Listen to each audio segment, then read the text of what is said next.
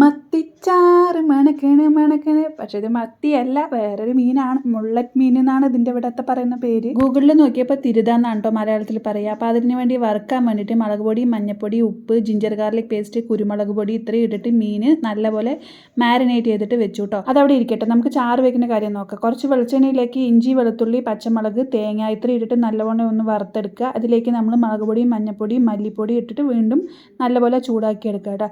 ഇത് നല്ലപോലെ തണുത്തതിന് ശേഷം മിക്സിയിൽ അരച്ചെടുക്കണം. നല്ല പേസ്റ്റ് പോലെ അരച്ചെടുക്കണം. നമുക്കിത് തണുക്കാൻ വേണ്ടി വെക്കാം. ഈ സമയത്ത് നമ്മൾ പുളി വെള്ളത്തിലിട്ട് വെക്കണം. കുടംപുളി ഇല്ലാത്തതുകൊണ്ട് നാടൻ പുളിയിലാണ് വെക്കുന്നത്. നമുക്ക് അതേ ചീഞ്ചട്ടി തന്നെ കുറച്ച് വെളിച്ചെണ്ണ ഒഴിച്ച് കടുക്, ഉലുവിയിട്ട് ഉള്ളി ഇടുക കേട്ടോ.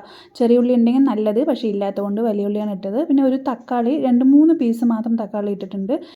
പിന്നെ കുക്കിങ്ങിൻ്റെ ഇടയിൽ എന്തെങ്കിലുമൊക്കെ കഴിക്കുക എന്നുള്ളത് എൻ്റെ ഒരു വീക്ക്നെസ് ആണ്. അപ്പോൾ ഞാൻ നേരത്തെ ഉണ്ടാക്കിയ ഉണ്ണിയപ്പത്തിൻ്റെ ബാക്കി കഴിച്ചുകൊണ്ടിരിക്കുകയായിരുന്നു.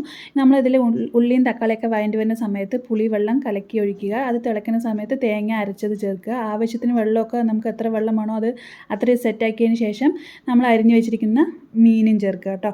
ഇതിനി സിമ്മാക്കി വെച്ചിട്ട് വേണം നമ്മൾ തിളപ്പിച്ചെടുക്കാൻ. ഈ സമയത്ത് നമുക്ക് ഫിഷ് ഫ്രൈ ചെയ്യാൻ വെക്കാൻ. എല്ലാവരും ചെയ്യുന്ന പോലെ തന്നെ വെളിച്ചെണ്ണയിൽ കറിവേപ്പിലേക്ക് ഇട്ട് മീൻ നല്ലപോലെ വറുത്തെടുക്കുക. മീൻ വറുക്കുന്ന സമയത്തുണ്ടല്ലോ ഭയങ്കര മണമായിരുന്നു കേട്ടോ. ഇതിൻ്റെ ഇടയിൽ നമ്മുടെ മീൻ പുളിയൊക്കെ സെറ്റായിട്ടുണ്ട്. ഞാനാണെങ്കിൽ ഇത്ര വരെ വീഡിയോ എടുത്തുള്ളൂ. അപ്പോൾ ഈ വീഡിയോ നിങ്ങൾക്ക് ഇഷ്ടപ്പെട്ട ഒന്ന് ലൈക്ക് ചെയ്യുക. ബൈ.